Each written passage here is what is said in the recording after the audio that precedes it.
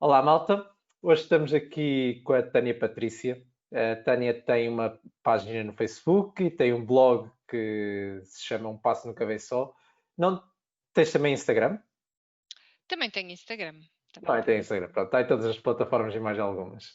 Daqui a bocado também vai para o YouTube. Não tenho isso, não. Aí estás muito Não, à frente. oh, sim, o que eu estou mais é à frente. Olha, Tânia, muito prazer. Já agora tenho que admitir, estava a admitir ainda agora, que eu nunca tinha visto a tua página. Calhou, apareceu-me na feed, não faço ideia como. Depois foi uma questão de ir ver o teu blog, ir ver a tua página e eu, bem, Olha está que na hora de voltar a fazer as minhas conversazinhas.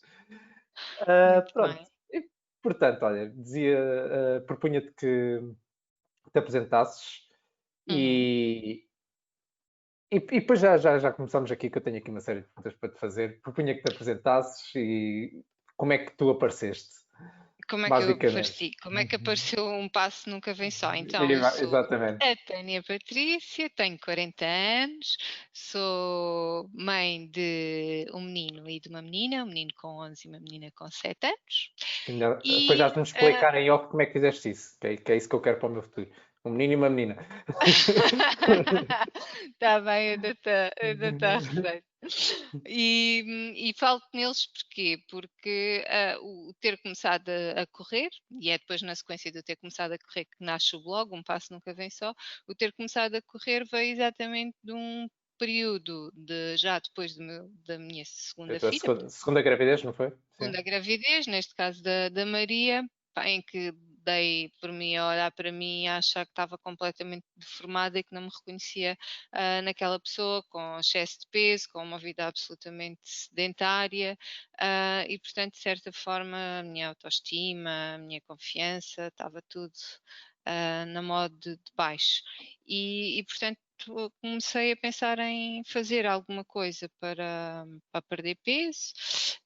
Eu conto isto a determinada altura no blog em que marcámos o batizado da Maria e o meu pensamento foi: pá, eu recuso-me a ir vestida de saco de batatas para o batizado da minha filha, isto não vai acontecer, eu tenho que perder peso a todo o custo e, portanto, comecei uma dieta daquelas que hoje em dia não recomendo a ninguém, que são muito eficazes, mas que não te ensinam rigorosamente nada sobre o que é a alimentação de forma sustentada, mas para o efeito funcionou. Eu precisava de vestir menos 2 ou 3 números no período de um mês, gastei muito dinheiro, mas de facto obtive os resultados. E na última consulta que tive nessa marca de dieta, a nutricionista disse-me, logo de início disseram-me até, desaconselharam-me completamente o exercício físico, mas naquela consulta já me disseram: olha, agora vamos aqui começar a introduzir hidratos de carbono, estas fontes de energia, e portanto era bom começar a fazer alguma atividade Ou física, até seja, para tonificar. tu quer dizer, não te queriam deixar fazer exercício físico porque te cortaram completamente os Sim, é hidratos. um corte radical de hidratos e de uma série de outras coisas. Eu não te sei explicar, nem voltei lá para ir ver o que é que me fizeram. O que eu sei é que num mês eu perdi 8 quilos. Estás a ver isto numa mulher que não está propriamente num grau de obesidade, porque eu estava de facto acima do meu peso, mas estava longe de ser uma pessoa Sim. ah, a atingir um grau de Eu, obesidade. eu, É uma dieta muito restritiva a nível de calorias e de alguns macronutrientes, suponho eu, hidratos de carbono, que é a nossa fonte de energia primária, não é? E depois, a determinada altura, então, já com os 8 quilos perdidos, eu sempre tive um plano, eu sempre pensei, pá, não vou agora fazer isto, gastar este dinheiro, depois daqui a um mês estar na mesma. Portanto, já tinha claro. andado a ler sobre outras formas de me alimentar e conseguir pelo menos manter o peso, e o que aconteceu foi que quando me sugeriram fazer exercício, eu tive que me deixar rir, não é? Porque eu pensei, quer dizer, não faço nada há anos infinitos. Não é que eu não tivesse, nos tempos de escola e de jovem, pergunta-me lá, fizeste isto e eu fiz equitação, eu fiz balé, eu Pois, fiz capoeira, eu fiz vôlei de praia, eu fiz ténis de mesa federada, handball federada, portanto, you name it, eu eu, fiz. eu, eu fiz o meu trabalho de casa, estive a ler alguns posts do teu blog e eu li aquilo tudo e fiquei. Eu ainda pensei, vou fazer alguma pergunta sobre isto. Não, não, são demasiados desportos. Ela fez tudo, não vale a pena. Não, Fiz ali, eu experimentava quase um ano após o outro, eu mudava de E no meio disso tudo, modalidade. tu tinhas algum preferido ou assim? A minha grande paixão depois foi o ténis de mesa, que eu acabei Ok. mesmo por jogar federada e fazer com mais alguma regularidade. O que aconteceu foi que isto acontece ali no meu ensino secundário, portanto eu fiz o secundário todo a jogar ténis de mesa, primeiro na equipa da escola, depois captou-me um clube, depois federaram-me, pronto. E quando vim estudar para a universidade, deixei simplesmente de ter onde treinar, e eu esta história também vou ter que Clichê. contar. Vou ter que contar porque liguei para o clube de ténis de mesa da cidade para onde eu vim estudar e disseram-me que não treinavam senhoras. Eu disse, mas eu não quero competir, deixem-me por favor treinar, e percebo que não levem senhoras a competições, que só tenham, mas sou mais um membro para competir e para treinar com... E a resposta foi taxativamente não. E pronto, olha, são daquelas histórias que parece que Quando uma aconteceram pessoa no pensa tempo que não pode das ficar mais nossas chocada com isto. avós. Não, mas não aconteceu. Aconteceu há 20 anos em Évora, quando eu para cá vim, portanto nunca tive a oportunidade de continuar a treinar o ténis de mesa. Pá, e depois fazia aquilo que toda a gente fazia, que era inscrevia-me no ginásio, pagava a mensalidade, ia lá 15 dias, deixava de ir, pronto. Enfim, são fases da vida, são prioridades e de facto o desporto deixou de ser É normal, sim. prioritário para mim a determinada altura. E depois um dia comecei por experimentar umas caminhadas, por convite de uma outra pessoa, depois dessas caminhadas instalar a aplicação e, pá, por incrível que pareça, eu costumo dizer, tenho aquele espíritozinho competitivo e de superação, e eu perceber que a aplicação me dava quanto tempo é que eu fazia de caminhada, que distância é que eu fazia, começou a dar-me aquela vontade de Pode fazer conseguir fazer aquela passada mais rápida. ou um bocadinho mais de quilómetros, estás a ver? Ou um bocadinho mais rápido. E um bocadinho mais de quilómetros. Chega a um ponto em que já não é compatível com o tempo que tu tens disponível. Portanto, não me restava outra alternativa senão fazer um bocadinho mais rápido. E, e vai daí, quando dei por mim, já não caminhava, já só corria e pronto. E bradadadão. Vem a história É de. E perto portanto, daí, eu ó. estou a falar de uma coisa que acontece em 2014 até o momento atual, não é? Ok. Então, só voltando um bocadinho atrás, eh, como tu, eu já falei aqui com algumas pessoas e pronto, e nunca falei com um caso como o teu. Não querendo estar a assustar futuras mães, digamos assim, o que é que acontece a um corpo de uma mulher, principalmente numa segunda gravidez? Qual foi a distância entre o primeiro e o segundo filho? Eles têm 4 anos de diferença. 4 anos de diferença. Ou seja, tu ainda conseguiste recuperar alguma coisa? Ou... Consegui, porque também depois da gravidez, depois também voltei a fazer dietas, mas tudo sem esta preocupação da sustentabilidade, da reeducação alimentar. O objetivo era, e eu a determinada altura num dos meus textos também digo isto, eu era tipicamente a miúda das dietas ioiô. Portanto, atenção malta, está aí a chegar o verão, vamos lá, a uma nutricionista da moda, ou uma dieta da moda e vamos lá trabalhar para o biquíni. A seguir, entrávamos na fase enfardar a bola de Berlim e daí E até depois ao verão era, seguinte era sem era preocupações. perdido por 100, perdido por 1000, não é? Olha, em relação a futuras mães, eu posso dizer que a gravidez não nos deforma. O que nos deforma é a propriedade que nós achamos que temos para comer mal e porcamente durante a gravidez. Este é o meu testemunho. Podes-me dizer amanhã que vem outra mulher dar um testemunho completamente diferente e dizer: não, não, eu comi de forma controlada, limpinha, até porque o que nós sabemos de mulheres, por exemplo, que desenvolvem diabetes gestacional, como Sim. têm a ingestão daquilo que podem comer bastante limitada, controlada, orientada, essas mulheres não ganham muito peso. Agora, uma mulher como eu, que não tinha diabetes, nem pronto, os parâmetros todos da saúde estavam ótimos, pá, estás feliz, estás bem com a vida, estás no estado de graça. Eu costumo dizer, e é normal, as pessoas felizes comem, porque comer é bom. E Tu ainda não nos é? traz, e ainda nos reforça mais essa alegria. Portanto, eu acho que é uma opção das mulheres, durante a gravidez, deixarem-se engordar excessivamente ou não fazê-lo, não é? É claro que quando deixamos arrastar isso e porque, enfim, cada uma traz os seus argumentos, pá, o pós-parto depois é muito mais complicado, a Claro. recuperação a todos os níveis. Agora, perguntas-me assim, neste momento, Tânia, sabendo aquilo que sabes, se voltasses a engravidar, deixavas-te engordar daquela maneira? A minha resposta é não sei. Não sei.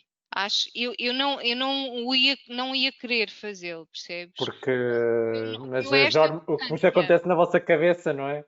o que eu a esta distância não consigo separar é o que é que as hormonas, né, pelo facto de estar grávida, produzem em mim e quem é que ganha, se é o meu lado racional e tudo aquilo que eu já aprendi sobre alimentar-me convenientemente, ou estas hormonas da felicidade e da gravidez e tudo, e a maneira como eu vou pegar. Eu sei o que é que eu tenho que fazer, mas eu agora vou pegar nisto e eu quero comer durante 9 meses desalmadamente. Pá, honestamente, acho que já não seria capaz de o fazer, até porque sei depois o trabalho Claro. que dá a voltar para trás de forma saudável e sustentada. Mas sim, portanto, eu acho que as mulheres não devem ter medo do ai, engravido e depois o meu corpo isto ou aquilo, porque em última análise é uma decisão delas e da Sim. maneira como gerem o processo de Claro. alimentação durante a gravidez. Ok. Ah, então, ok, obrigado por isso. Aí, voltando outra vez um bocadinho atrás, tu falaste-me sobre a questão, pronto, porque é que começaste a caminhar, começaste a correr. Quais foram as dificuldades que tu sentiste nisso? Por exemplo, na corrida, foi para ti natural começares a correr depois de já estares habituado a caminhar? Não, nada. Aliás, eu acho que correr é uma coisa completamente antinatura. É o que eu acho, percebes? Ok, Eu podemos canso-me. terminar. Não acho nada natural. Acho que é uma coisa que nós insistimos e que vamos ganhando gosto em fazer, mas epá, acho que devem ser raros os casos das pessoas que chegam a uma fase da vida e dizem: isto é natural, eu já nasci a gostar disto e vou. Não, toda a gente se Não, lembra. não, também Toda a gente se lembra de uma fase da escola em que fugia do atletismo e que aquilo era a maior claro. seca e queremos é jogar jogos coletivos, agora andar aqui a correr à volta do pavilhão. Pronto. Ahm, mas também é muito fácil começares a gostar de correr. Não Na minha, pelo na minha movimento em si, não por, enfim, mas pelas sensações que aquilo te produz particularmente quando paras de correr. Nem sequer tem que ser Exatamente. durante a corrida, Eu já fiz um porque estudo científico disso e um dia já ainda tenho que falar sobre isso no blog, assim, porque epá, fiz uma espécie de um artigozinho e depois fiz uma apresentação, mas foi tudo para a minha anterior empresa. Epá, é uma coisa fenomenal. Aquilo chega-te ao ponto, provavelmente sabes disto, mas chega-te ao ponto de o teu corpo cria uma substância que é similar ao facto de tu fumares cannabis. sim, sim, sim, sim. As Olha, sensações são as mesmas. é isso. Se é o comer açúcar, por exemplo, no extremo oposto, não é? Que também tem interferência ao nível dos nossos receptores. A esse nível também. Comer açúcar é equivalente também, ainda agora há dias havia uma reportagem na televisão sobre os malefícios do açúcar e fala isso. Portanto, há várias atividades, há vários alimentos, há várias coisas que mexem com estas nossas hormonas e com estes nossos estímulos. E nós chegámos aqui porque estávamos a falar de, Como é que começaste a correr? Pronto, a tua introdução à corrida.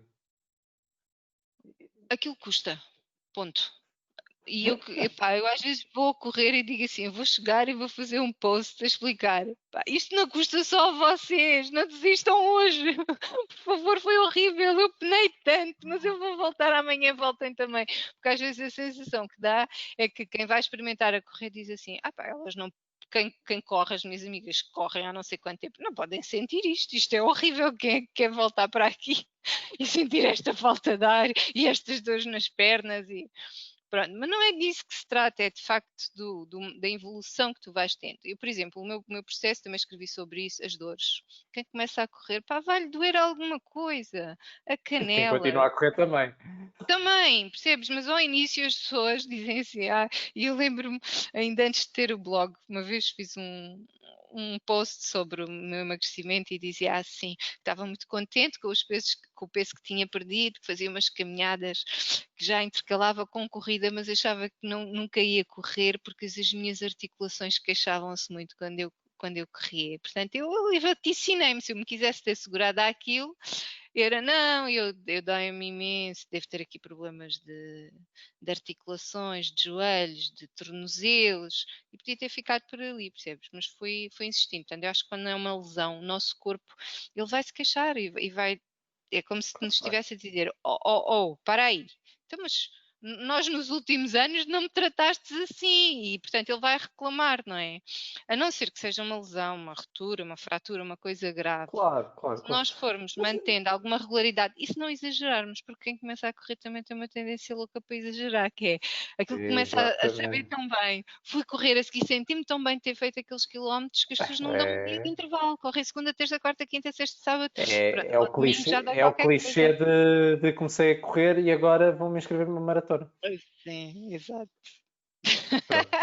E depois do que tu estavas a dizer também acontece o contrário. É assim, espera aí, já agora desculpa, eu contra mim falo. Eu digo sempre, não faças como é que é? Faz o que eu te digo, não faças o que eu faço. Neste Exato. caso, não faças o que eu fiz. A minha primeira prova foi uma meia maratona. E a minha segunda também, já agora. Pronto. Pá, pronto. E depois é que fui introduzir a corrida com juízo.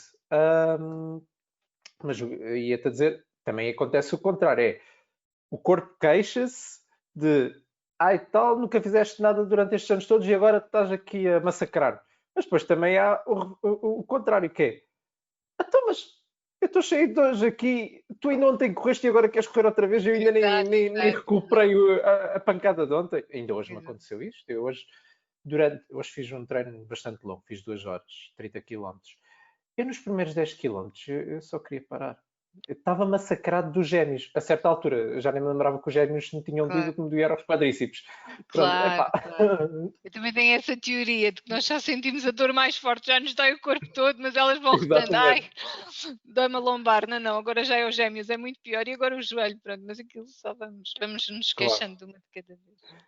Ok, pronto, já estou a perceber que gostou. É normal, claro. É Não, normal. custou e ainda custa, como a ti te custaram estes 10 quilómetros epá, como custa se calhar qualquer atividade que nós procuramos fazer bem feita e com regularidade, sabes? Também custa muito educar crianças e não é por isso que nós Deve deixamos de gostar. os ter e todos os dias Claro. custa qualquer coisa, porque o caminho correto, por norma, não é o caminho mais fácil quando estás a educar, porque o caminho mais fácil é dizer sim, eles calam-se e a coisa está resolvida. O caminho mais difícil é dizer não, é explicares porquê, é ouvires a birra, e isso dói. Portanto, tens aqui uma comparação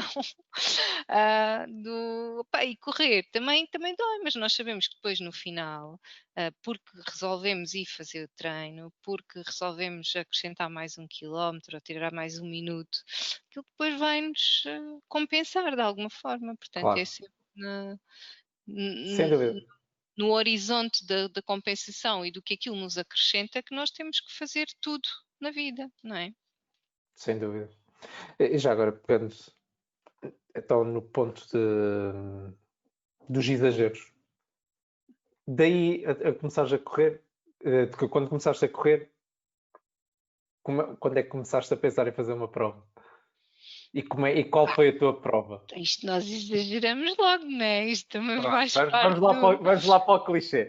faz parte da história do runner amador. Isto, qualquer runner amador que se preze, quando dá por ele, está inscrito numa prova qualquer que nunca viu, nem sabe o que é aquilo em quilómetros. Olha, é assim, eu comecei as caminhadas e tenho estas datas muito presentes. Dia 27 de julho de 2014. 14. Portanto, Sim. eu comecei a caminhar nesta altura. Eu comecei a conseguir correr todo um percurso sem precisar de caminhar, meados de setembro, inícios de setembro. E no fim de setembro já estava a fazer a minha primeira prova. Não foram 21 quilómetros, guardei-os para dezembro. Pelo menos não foram 21, pá. Não, mas eu entre setembro e dezembro, acho que todos os fins de semana eu fiz uma prova. Mas foi mesmo. Eu lembro-me que fiz a volta solidária do Alqueva, aqui, portanto, isto são coisas aqui no Alentejo, ao pé de mim. Fiz o prémio da Feira de Ares, que é aqui em Viana do Alentejo.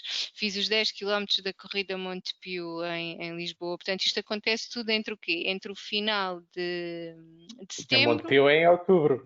e o início de outubro. Pronto, basicamente foi isto.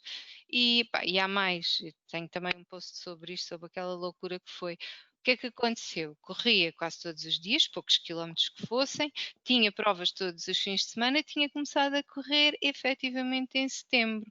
Então imagina lá que eu fui fazer a minha primeira meia maratona no início de dezembro e naturalmente ia lesionada, ou seja, tinha dores tremendas no pé, na canela, já nem me lembro bem no quê, e lembro-me de ter ido para a manga de partida com o dorsal, pensava assim, não vou correr, vou só ver o pessoal correr, mas levo as coisas pelo sim, pelo não.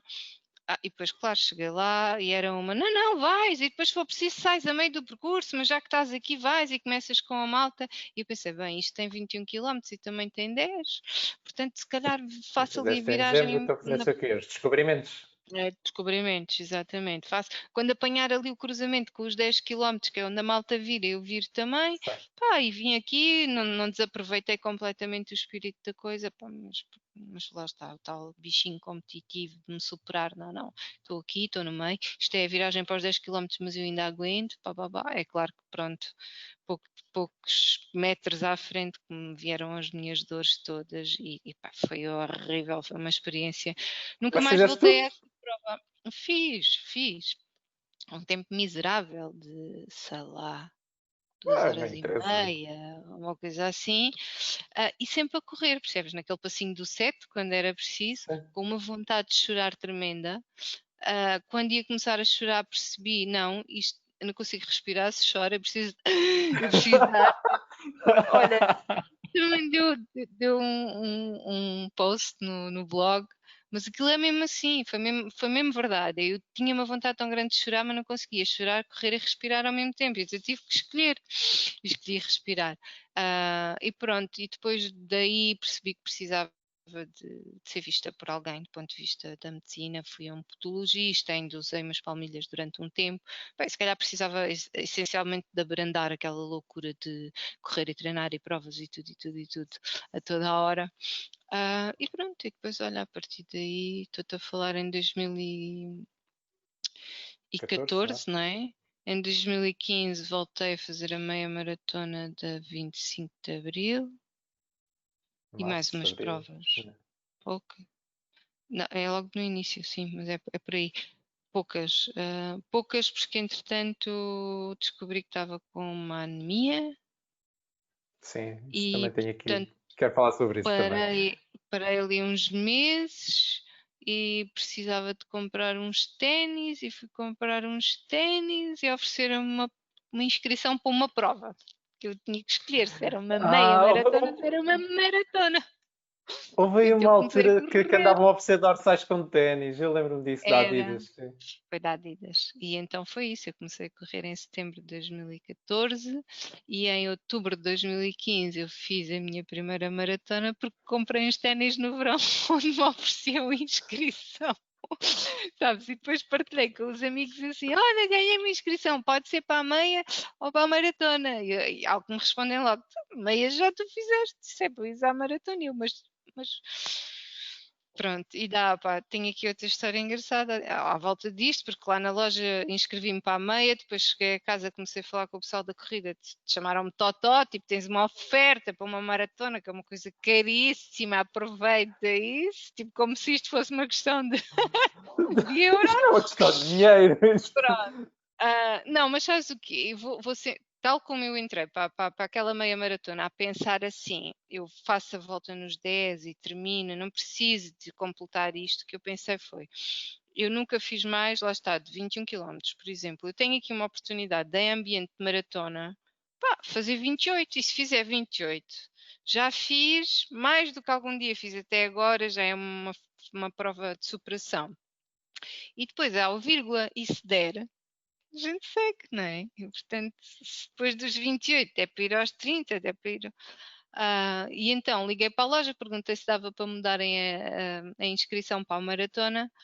Pá, e disseram-me que achavam que sim, mas que iam ver e não sei o quê. Nunca mais me lembrei daquilo, Vitória. Isto é tão verdade como nós estarmos aqui a falar. Eu, 15 dias antes da prova se realizar, recebi um e-mail com o meu dorsal para a maratona. Pá, caiu-me tudo e pensei, com caneco. Tu não treinas. Eu estava a pensar nisso. Não, eu Será não que ela treinou treinei. sequer? Não, não treinei. Eu não treinei. E se tu me perguntares hoje, ah, eu acho que foi a melhor coisa que eu fiz. Porque se eu tenho Ok. entrado num plano de treinos, à distância que eu me Sim. inscrevi, da distância que havia efetivamente para a realização da maratona, eu só ia ter massacrado o meu corpo e não ia ter. Eu acho que era tão pouco tempo que eu não ia ali buscar outra coisa que não cansar-me e cansar as minhas articulações e não sei o quê. E então fiz o meu autoplano, que foi, tenho 2 fins de semana até à maratona, num vou correr tipo 20, 26 quilómetros e no outro corro 32 e pronto, temos os treinos feitos para a maratona. E E foi assim. aguentaste esses treinos? Aguentei estes treinos, fiz-los com a companhia do meu marido. E o primeiro, que foi o dos 26, 8 por ali. O segundo, fiz assim: havia uma meia maratona ao pé da casa dos meus pais. Então eu saí da casa dos meus pais até à meia maratona eu tinha que fazer 15 quilómetros, estás a perceber? Que era para depois entrar no percurso da meia maratona e quando completasse tinha os 36 feitos. Portanto, fiz. Ah, não ia à procura de tempos, ia à procura de Claro, claro, claro. concluir a distância. Portanto, eu fiz, efetivamente. Da mesma forma que cheguei ao dia da maratona e em 4 horas e meia cortei a meta. E eu costumo dizer, só tem uma explicação, é porque eu estava poupada. Se eu me tivesse Sim. desgastado com um plano de treinos, percebes? Eu não tinha feito melhor tempo do que fiz e pelo contrário, eu tinha que levar ali mazelas pronto, desse esforço. E portanto, sim, é very typical o atleta que começa a correr, passado um bocadinho, está-se a mandar assim de cabeça para Bem, distâncias grandes. vamos parar com esta conversa, não é? Malta, não façam isto em casa, se faz favor. Exato, exato, é Ou na mesmo rua, isso. Covalha, pronto. E pronto, e depois destas primeiras aventuras na corrida, como é que chegaste ao blog então? Ahm, Porque o E blog só eu surge 2 anos depois de começares a correr, só, certo? só os 2 anos depois. Portanto, o que aconteceu foi que às tantas, imagina, tipo estas histórias de como é que eu me inscrevo para a maratona, como é que eu faço uma meia maratona de lágrimas nos olhos por tontice ou sei lá o quê, eu ia-as partilhando na minha página pessoal do Facebook. ahm, e a malta ia-me incentivando, mas quando é que juntas isto num blog e quando é que fazes um blog? E até me falavam logo em livro e coisas do género. E eu opa, acabei por não fazê-lo mais cedo porque não sabia até que ponto é que eu estava disponível para assumir ali um compromisso, porque acho que estas coisas depois merecem uma certa dedicação da nossa parte, também é uma consideração por parte de quem nos lê, de quem nos acompanha, Claro. não estarmos ali tempos infinitos sem escrever uma linha. Ahm, portanto, o que aconteceu foi que foram 2 anos tão intensos, Vitor, que eu olhava para trás e pensava: se eu for contar todas estas minhas peripécias do início da corrida e todas estas noções que eu ganhei sobre dores, distâncias, velocidades, pois há mil e um prismas pelos quais podes abordar o tema.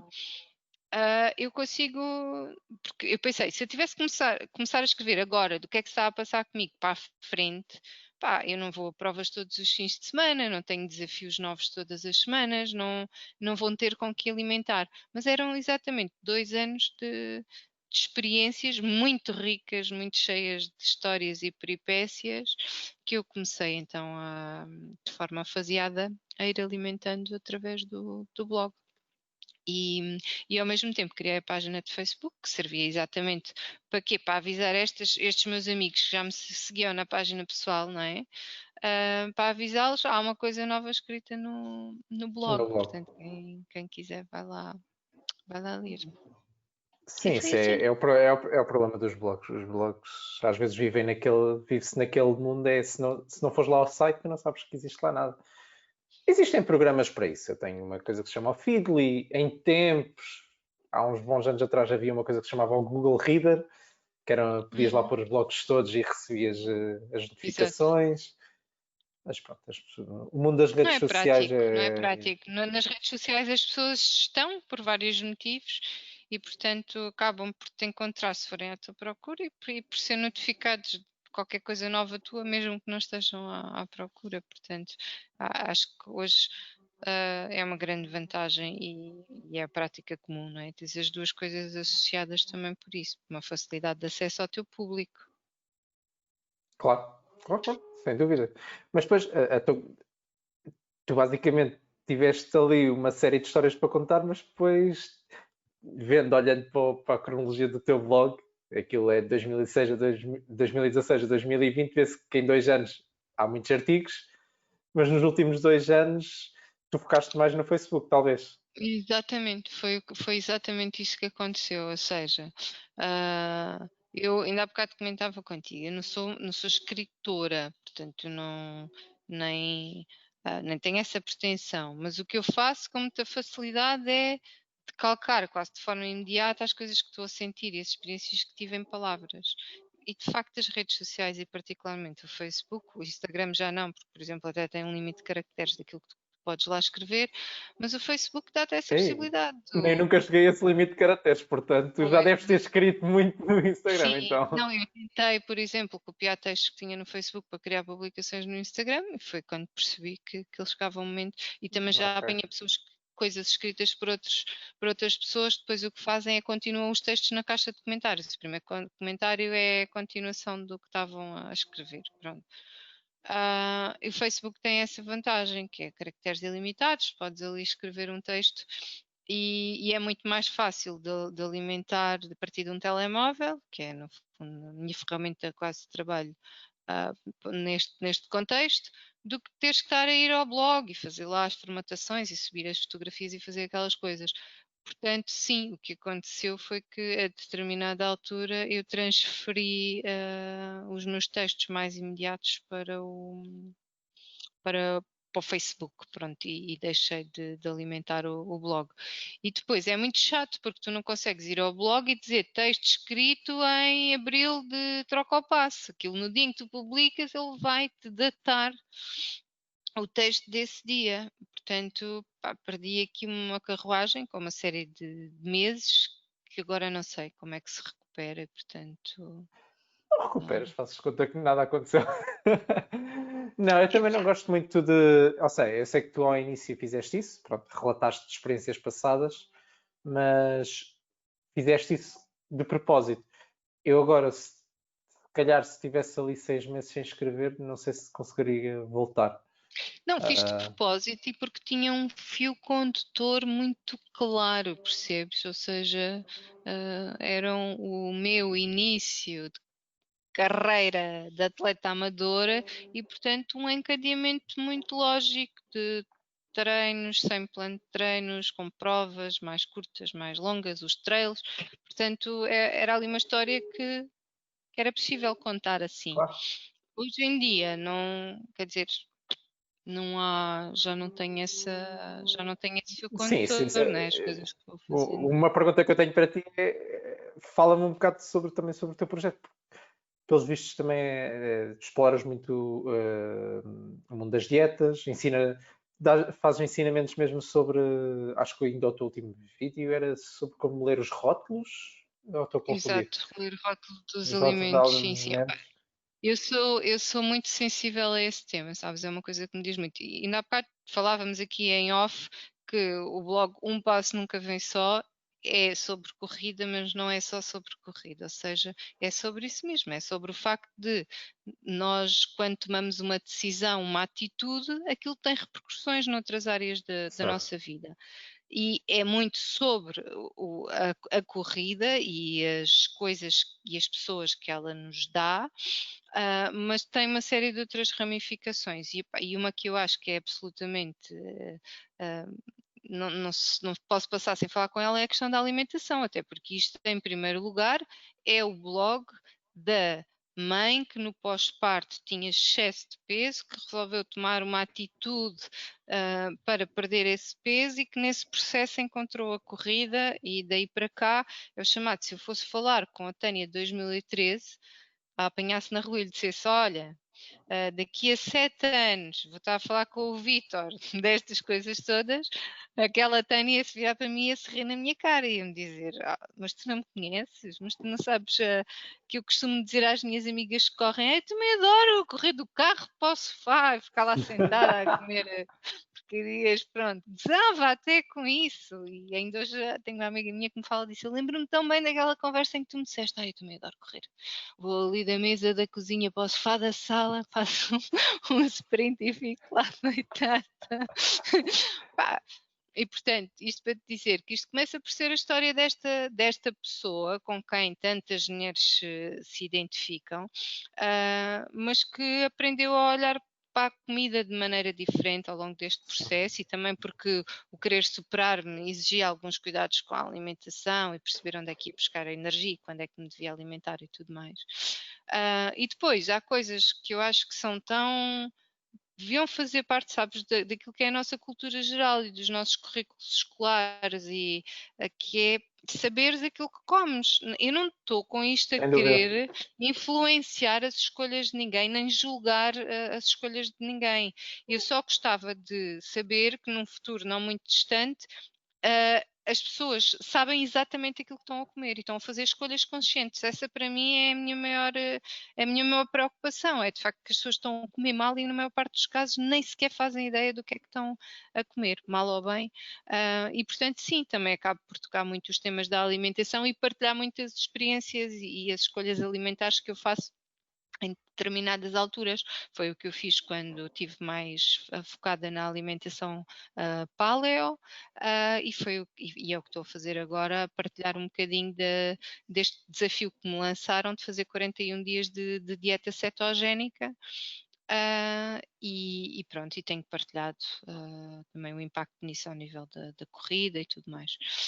Depois tenho anemia, estás a ver, é uma coisa recorrente em mim, que não tem uma explicação médica e que eu estou convencida que é de facto a corrida, porque nunca antes de correr eu tinha tido anemia e desde que corro são recorrentes e já fiz todos os exames que tu possas imaginar, desde as associações às carências vitamínicas que normalmente se ligam à anemia, a coisas como endoscopias e colonoscopias à procura de perdas de sangue internas que às vezes são pequeninas, mas que são imperceptíveis. Portanto, eu fiz tudo e não se achou nada. E a verdade é, quando eu intensifico os treinos ou por velocidade ou em volume de quilómetros, é inevitável. Eu vou ter anemia, vou ter que suplementar sempre.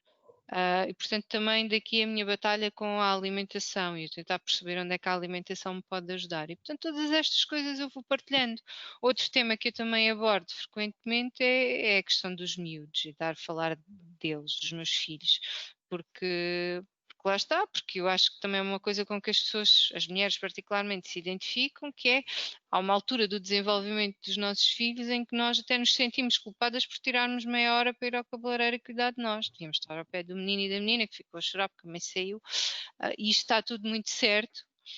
Mas a verdade é que nós não deixamos de ser mulheres e não deixamos de precisar de cuidar de nós e da nossa autoestima e de nos sentirmos bem. E portanto também isso foi uma coisa que eu sempre procurei transmitir, que é vai, faz e permite que os teus filhos assistam, porque no fundo é um bom exemplo, acho eu, que também estamos a dar. E Certo. portanto é isto, o E Passo Nunca Vem só traz isto tudo. faz isso exatamente. E tocaste aí em dois tópicos que eu queria falar um bocadinho contigo sobre isso. Primeiro, pronto, podemos ir ao primeiro, que é sobre o mundo das dietas.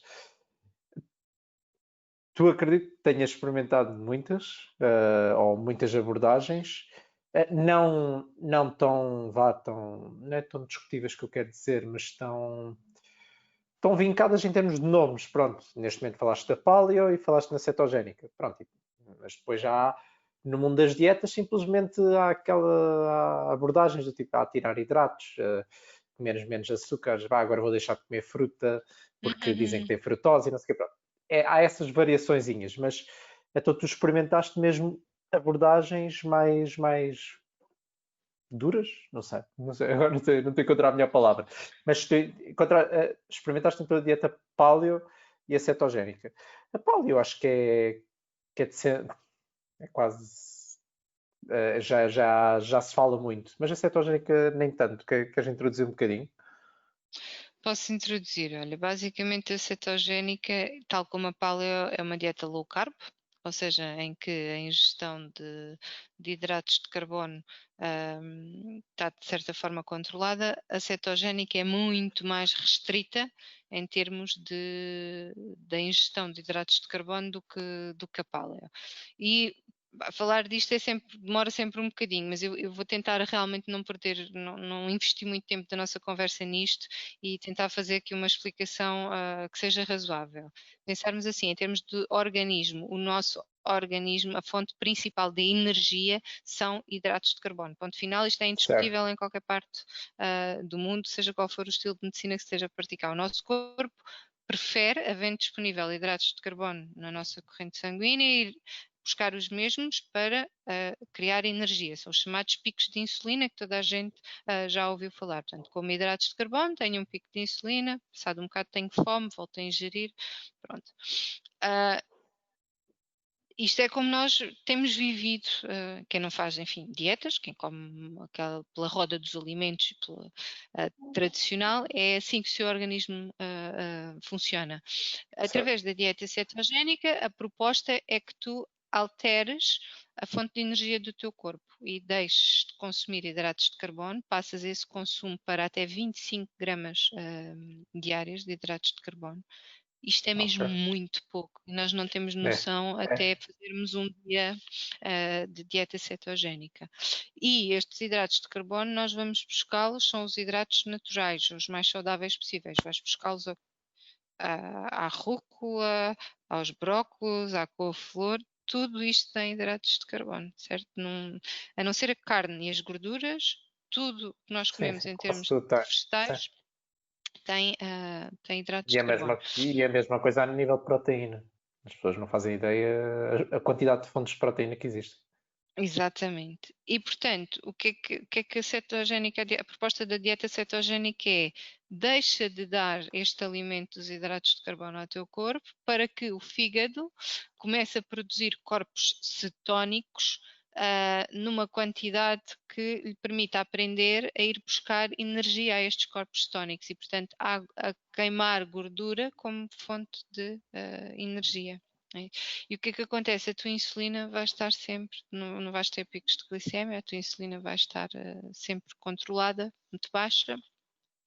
E só que isto tem grandes desafios e um deles é tu tens que dar tempo para que o teu corpo esteja ceto-adaptado, porque nós não nascemos, ou até há quem diga que nós nascemos em cetose e que depois com a alimentação é que o corpo se transforma, mas seja como for, atualmente no mundo ocidental os corpos não sabem viver de Sim, sim, cetose sim, sim. desta.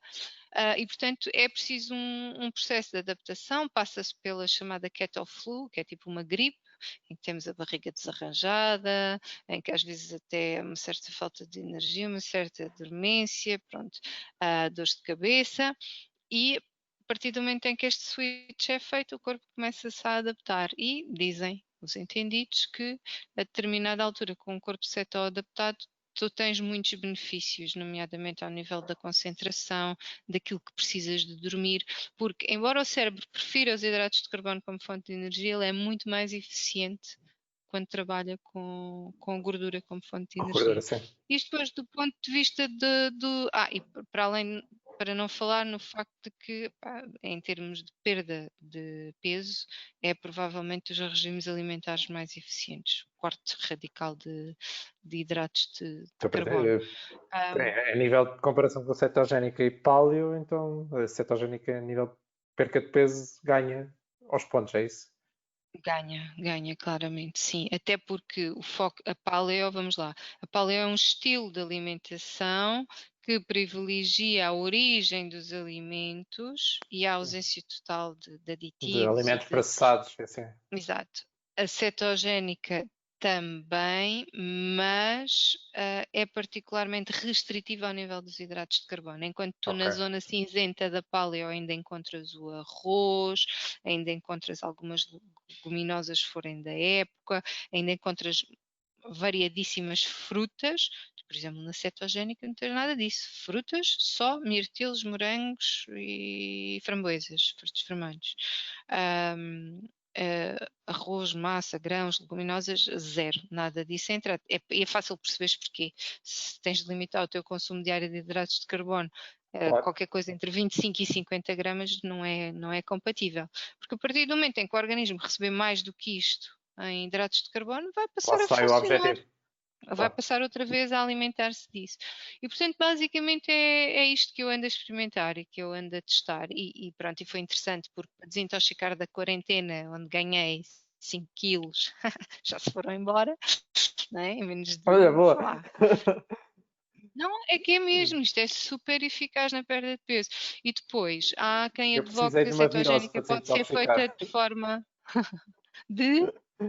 De uma virose. Foi há 2 ou 3 Não, semanas. mas não é preciso, faço isto assim. Agora, pronto, para quem está muito focado no desempenho desportivo, epá, fazer isto não é boa ideia, porque de facto o teu corpo não aprende de um dia para o outro a ir buscar Claro. aquele boost de energia que tu precisas à gordura É, e o quem período de quiser experimentar cetoadaptação é intercalar ali com algum período é, de mas o descanso ou período de assim. e normalmente os atletas que fazem isto é exatamente isso, é ali no período de descanso.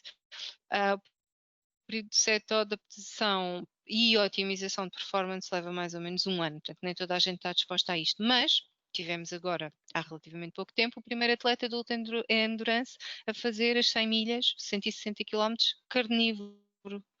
Ele só come ele come à base da dieta carnívora, que ainda é mais restrita que a cetogénica. Portanto, a cetogénica ainda tem lá 25 gramas de hidratos de carbono, a carnívora tem zero, porque praticamente aquela pessoa só come carne e vísceras e pronto, tudo que é ligado ali ao animal e não entra lá mais nada. Ok, essa nem eu Mas nunca tinha ouvido. Ok, Alessandro Medeiros, procura no Instagram, tens lá. ok. Pronto, acabou de fazer história, correu os 160 quilómetros em menos de 20 horas, acho eu. Um, Isso é com incrível. uma 160 quilómetros, 100 milhas, abaixo das 20 horas só. Portanto, há um ano a fazer dieta carnívora. Ou seja, Eu até fico tal de curioso hidratos de carbono. porque assim, durante 160 milhas, mesmo que seja 100 km, 100 pronto. milhas, 100 milhas, 100 milhas. Sim, 100 100 milhas, milhas, sim, 100 eu estou a dizer mesmo quilómetros. que fosse uma prova simplesmente de 100 km. 160 ainda é outra, quase Certo. o dobro. Ah, estamos a falar de uma prova em que tu tens que comer muito, porque o teu corpo precisa de alimento. E eu tenho ideia que tudo o que seja à base de carne, o teu corpo demora a assimilar. Ou seja, e nós durante a prova nós precisamos de alguma coisa que seja de rápida assimilação. Mas pronto, na verdade ele já tem esse treino, não é? O nosso corpo habitua-se a tudo. Tudo se treinará pelos vistos. É assim, ele é o primeiro, não é? A questão é saber se isto é sustentável, se todos os organismos de facto se adaptam como o dele e perceber também qual é que foi a alimentação dele, porque ele comeu durante a prova algumas coisas, mas acho que sempre mais numa ótica da reposição de sais e de eletrólitos, o sódio, o potássio, o magnésio, do que propriamente da questão calórica. A questão calórica acho que eram caldos de ossos e coisas assim do género. Enfim, há de haver magia por trás daquilo, não é? Claro, claro. Eu não, eu queria só dizer isto, eu estou de facto num desafio. Eu não, neste momento, acho que é muito fácil fazer a dieta cetogénica, mas não me vejo a levar isto como um estilo de vida, como o meu irmão, que foi quem me desafiou para isto, faz de facto há anos infinitos. Mas ele não corre e o desporto dele é outro, e eu acho que aqui para quem corre, Não é o grau de sustentável. exigência é muito grande em termos de afinar estas questões alimentares. E depois, a nível social, é possível cometer pecados dentro dessa dieta? É assim, o Ou- ser possível é, tu sabes é que a partir do momento em que metes o bocado e que ingeres os 100 gramas de hidratos de carbono naquele dia, sais de cetose. E, portanto, sais de cetose, tens que voltar a entrar em cetose. Eu acho que quando a pessoa já está em cetose há muito, muito tempo, este entrar e sair, as transições, então podem estar facilitadas, percebes? Mas, por exemplo, para quem está ao início, agora se saísse, voltar a entrar ia demorar. E depois é assim, eu sendo eu atleta, eu saio, entro, neste sair e entrar, eu quero chegar a um patamar em que quero otimizar a minha performance desportiva com base num corpo seto-adaptado. Ora, se eu não tive seto-adaptado o tempo suficiente, porque às tantas estou a baralhar o organismo, eu já aprendi a Claro, trabalhar com gordura. Não, olha, hidratos de carbono. Pronto, percebes? Não, acho que não há claro. muitas, é mesmo um bocado restritiva a esse nível para quem está a procurar depois resultados como a otimização da performance. Para quem não está, para quem está só à procura de perda de peso, naturalmente no social, o que pode acontecer é que às vezes estas transições não te deixam muito bem disposto. Percebes? A coisa pode Como correr qualquer mal para ti. dieta, principal, desde que teres os hidratos, qualquer dieta te vai deixar mal disposto.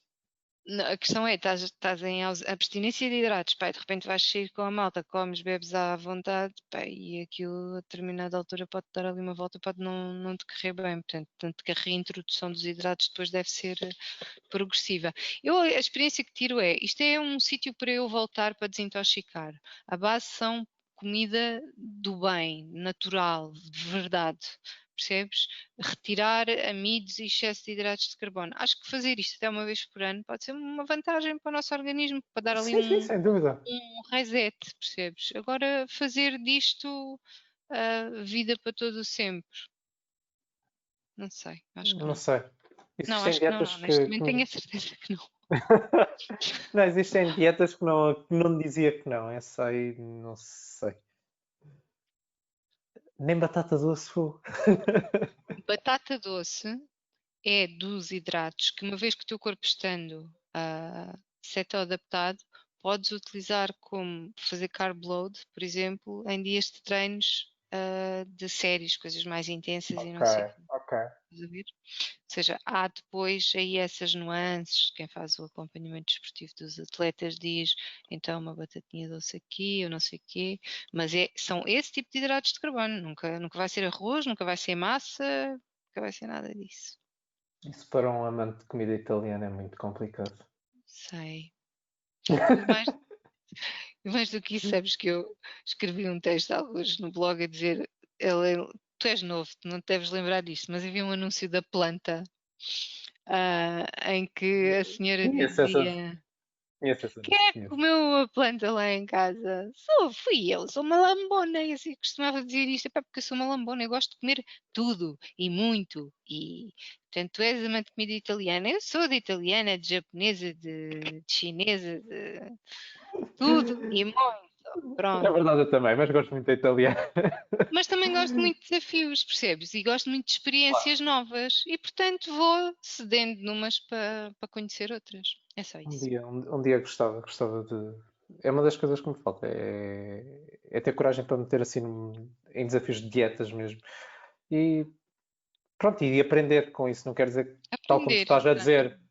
tal como estás a dizer, a cetogénica, não queres manter isso como um estilo de vida regular, mas aprender com isso pá, e até aprender outras maneiras de comer, não é? Não, e aprendi imenso e experimentei, por exemplo, formas de adoçar a comida que não te causam picos de glicemia no sangue, estás a perceber? Que não quer dizer que vá usar sempre aquilo, mas sei que existe, está disponível e não estava desperta, eu não sabia da existência daquilo, passei a tomar outra atenção a alguns ingredientes nos rótulos, estás a perceber? A Paleo já me tinha ensinado muito, mas agora com a cetogénica outra vez a apontar-me para os rótulos, lá fui buscar mais informação, pelo menos ficou mais clara para mim. Portanto, eu acho que temos sempre qualquer coisa a ganhar, percebes? E não estou Claro. comprometida com ninguém, não tenho. Se quiser, amanhã já não estou a fazer isto. E, portanto, este é o tipo de coisas que eu gosto de fazer, porque acima de tudo me estão a ensinar, estou a aprender. E com essa tua veia de experimentar esse tipo de dietas e assim, como é que isso encaixa no facto de teres a potência para a anemia? Olha, não há nada. A minha anemia não consegui até hoje relacioná-la com rigorosamente mais nada que não fosse o facto de eu correr.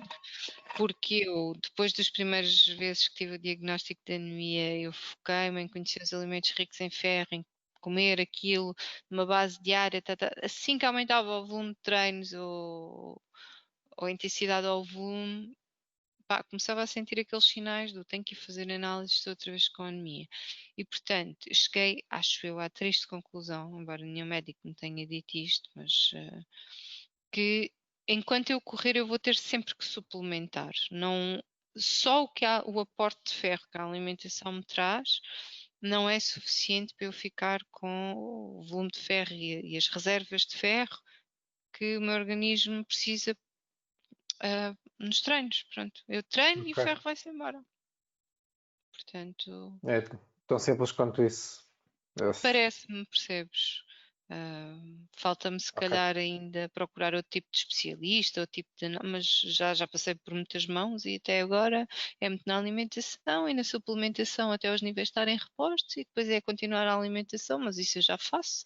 Há 5 anos que tenho este diagnóstico, portanto tenho imenso cuidado com isso e é uma alimentação que eu até gosto de fazer, não é? E não, efetivamente não ok. tem resultado, preciso sempre de suplementar. Eu tenho um amigo meu que tem esse problema, mas até sem fazer desporto. Ele come Pois. muito bem, até come demais. Ele sabe disso. Come bem demais mas pronto, tem apetência para ter falta de ferro e tem que sempre suplementar. Pá, eu, Pronto. eu associo a isto, à corrida, porque eu, quer dizer, estive grávida 2 vezes e durante 33 anos nunca tinha tido uma anemia diagnosticada, pelo menos, não é? Mas quem tem tendência para fazer anemias, pá, na gravidez é quase certo e Exato. sabido que vai fazer uma anemia. Era isso que te ia Ah, perguntar. Pronto, sim. Então, não, e a minha médica disse: Mas você não se sente cansada? Você nem nas suas gravidezes tinha estes níveis de ferro? Sim, sim, sinto-me cansada, mas eu corro, as pessoas correm, cansam-se, portanto, nunca pensei que tivesse outra origem, sabes? sim. E pronto, olha, vivo com isso e com a suplementação, basicamente é o que me vai Ok. salvando.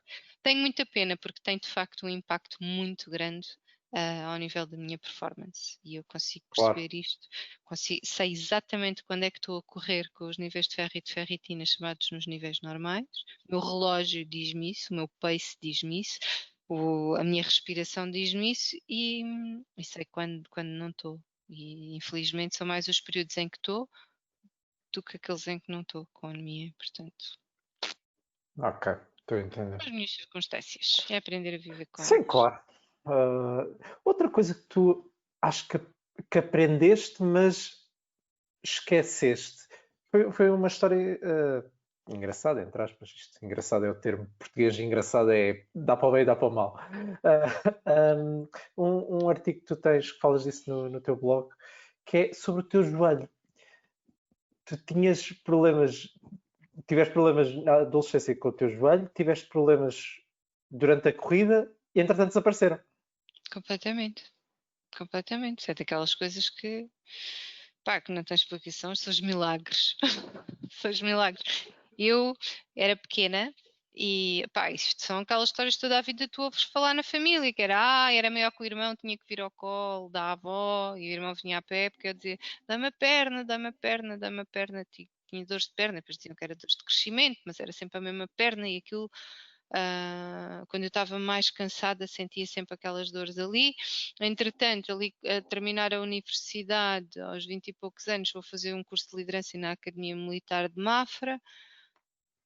Volta-me a tal dor na perna, excruciante, não aguentava mais, levam-me ao hospital, fazem-me um raio-x e perguntaram-me se eu bati com muita força com o joelho. Eu não bati com o joelho. mas tem uma rótula bipartida. Não bati com o joelho. Não, olhem para o meu joelho, não está preto, não está massacrado, não, preto, disparate, não está negro, Negro. né? Nódoa negra, não está, não tenho ferida, não. Sim, olha, a única explicação, a senhora nasceu com uma rótula bipartida congénita. Oh, pronto, está Então está bem, bem. está bem. Pronto. E é isso, não é? Portanto, se algum dia lhe disserem, já sabe. E depois disseram mais também, tem aqui uma transrotação do fémur, portanto um bocadinho mais arqueada, e não sei o quê, da anca para o joelho, lá, lá.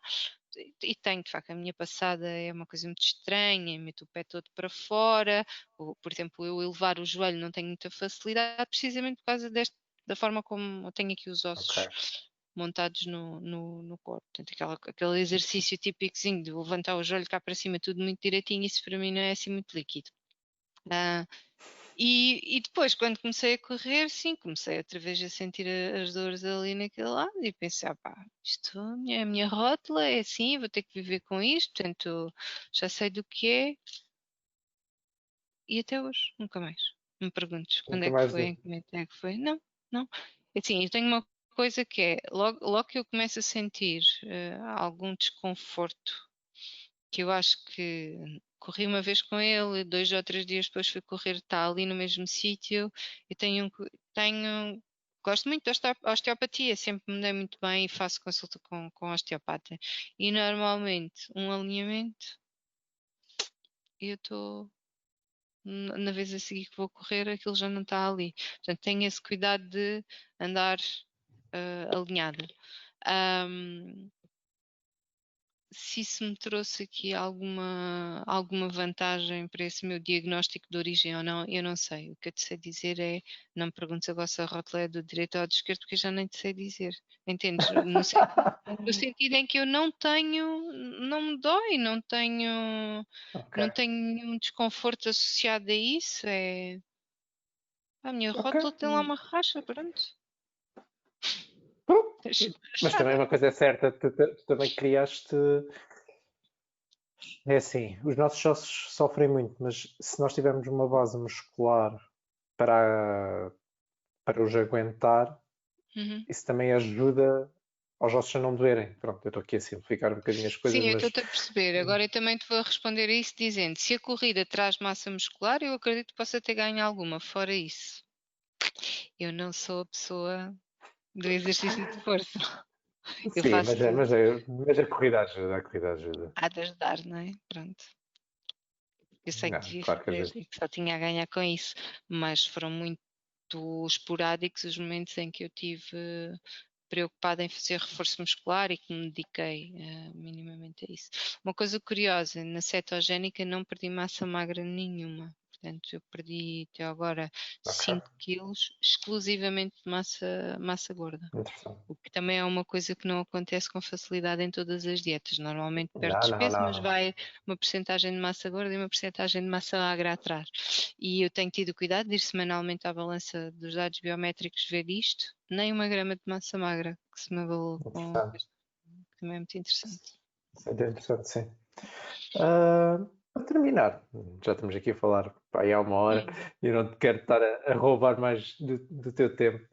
Ah, antes de ir a uma perguntazinha que eu faço sempre às pessoas que eu falo, com quem eu converso aqui, tu, tu, tu falaste-nos das tuas provas de estrada, mas também fazes trail, imagino. também, Qual é? também. Qual é qual foi As assim a tua minhas, maior maluquice? pá, foram as ultras, fiz 3 ultras. Das três outras. Fiz 3 ultras ali num período entre janeiro e março de 2017. Fiz em Porto Alegre, Em 3 meses? 3 ultras? fiz, sim, ultras, repara, toda a prova mais pequena dentro da ultra, portanto os 44, Ah, ok, 45 ok. quilómetros.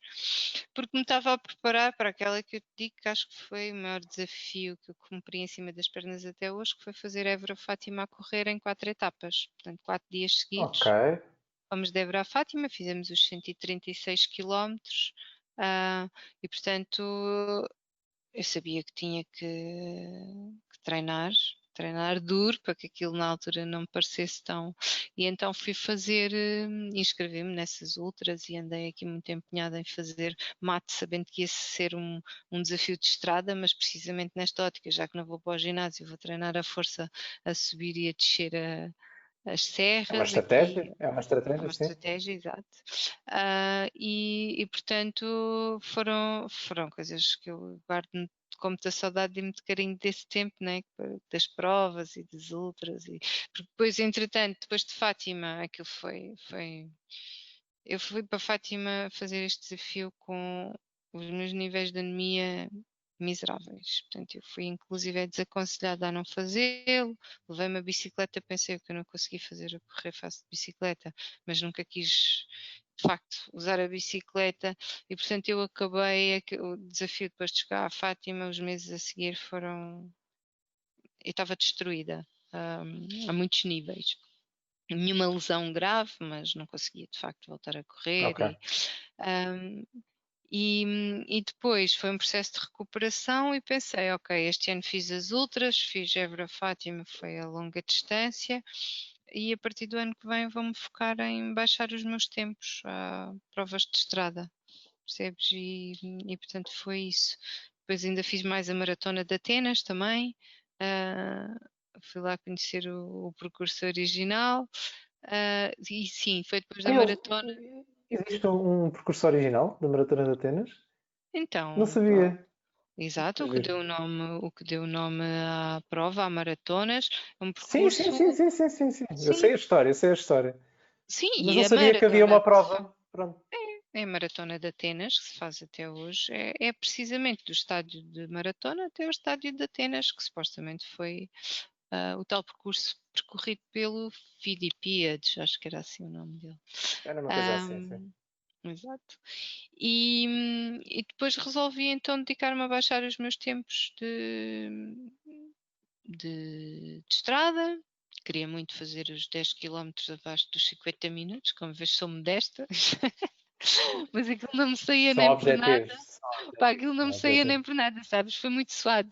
E é uma coisa que eu tenho muito orgulho de ter conseguido. Não sei se volto a repetir o feito. Mas pronto, olha, a vida foi andando. Entretanto, meteu-se uma pandemia quando eu me estava a preparar para fazer os meus 100 km. Sim, um dos teus últimos posts é para aí de fevereiro em que tu estavas a dizer que tinhas voltado aos trails, não era? Era uma coisa Exato, assim. e que me estava a preparar para. Estava-me a começar a preparar para fazer. Teria feito, faria agora em outubro, os 100 km do Trail de Abrantes. Pronto. Pronto, agora não fazes tu nem ninguém, não é? Pois não. Agora choro. Ok. Aceita que dói menos. Ah, Ai, não. Exato. Então, olha, se para terminar e tal, pergunta que eu costumo fazer é: no mundo teu, claro, em que o dinheiro não fosse problema, que prova é que tu escolherias no mundo para fazer? Isso é uma excelente pergunta, mas estás a perceber, para não ter desilusões, nem andar à procura dessas coisas. Eu Não, também vou-te não, dizer. eu costumo fazer esta Não, pergunta, mas não tenho grandes. não, Não não, tenho assim. não sei. Posso-te responder de outra forma, que é, eu nunca olhei para uma prova e pensei assim, não vou fazer isto porque não tenho condições financeiras para o fazer. Mas pelo contrário, há Sim. outras em que eu já pensei, vou fazer um milhar porque eu gostava de fazer isto. Eu gostava muito, por exemplo, de fazer a maratona do Sol da Meia-Noite, em que tu corres à meia-noite e é de dia, que é na Ok, Noruega. ok. Imaginei que fosse nos países nórdicos. Ok. Sim. Estás a ver, por exemplo, isso é uma coisa que eu. Deve É um ser investimento muito que uma giro. pessoa faz, mas acho que é uma coisa para a qual eu vou. Me- Mesmo assim, não deve ser como aquelas provas em que tens que pagar tipo 20 mil euros ali para ir correr pela Antártida e não sei o quê. Não, mas estás a ver, isso, por exemplo, já não, Não, a mim também não. Honestamente, não também me não. São diz grandes nada. desafios, mas não é para mim. Não, prefiro, por exemplo, ir fazer uma coisa destas, como eu disse, que são 42 km, que eu sei que vou conseguir cumprir e que o ambiente, o cenário é uma coisa completamente única e Claro, irrepetível claro. noutra parte do mundo, pá, do que me meter numa aventura que vai acabar com o meu estado físico se tiver sorte não acaba com a minha sanidade mental. Portanto, aquilo que se goza numa coisa assim, não sei, é a minha perspectiva. Gosto mais Sim, sim, sim, sim. de apontar para coisas onde eu acho que vou tirar um gozo Eu daquilo também também. também durante, percebe? Exato, é nessa perspectiva, é assim, pronto. Verdade seja dita, nós estamos aqui para falar de ti também, mas verdade seja dita que eu numa prova acabo por não apreciar muito, devido à velocidade que vou, acabo por não Também apreciar não muito, mas aprecio nada, eu vou muito mais devagar do que tu. Aliás, eu digo sempre isso, vou olhar para os pés para ver se não embica nenhuma pedra. E não parte os dentes da frente, que acho que é o meu maior medo, honestamente. Sério. Mas gostava, por exemplo, nessa perspectiva, gostava de ir a uma prova, por exemplo, na Escócia. Sei que há ali uma maratona que acho que foi o João Lima que já fez, Hum, que pronto, é ali pelos montes da Escócia, pelas serras e montanhas e o que é que aquelas paisagens magníficas, sim, pá, sim, sim, sim. deveria-me, Não, é estou em sofrida, mas sintonia deveria-me contigo. a fazer qualquer coisa. Estou em sintonia contigo, acho que é mais por aí. Do que propriamente assim uma coisa muito cara e muito inatingível e com muitos quilómetros, lá não sei onde. É isso. Acho que sim. Olha, Tânia, muito obrigado. Obrigada Uh, eu, Vitor. Foi um prazer conhecer-te mesmo e acho que toda a gente vai gostar. Pá, eu- toda a gente já deve conhecer, menos eu. Não sei, olha, pode ser que apareça um comentário aqui no teu vídeo a dizer eu também não conhecia a Tânia. Eu acho que Olha, é naturalmente. uma boa maneira de terminar. Quem não conhecia a Tânia, diga, e quem gostou de a conhecer, diga, por favor. Se não gostaram de a conhecer, não digam, é um bocadinho chato. Podem dizer Olha, também. Tânia, muito obrigado e foi um prazer conhecer-te mesmo. Obrigada, Vitor. Obrigada eu por esta oportunidade e continuação de bom trabalho e bons vídeos e boas conversas com o pessoal do mundo da corrida. Muito obrigado. Até à próxima.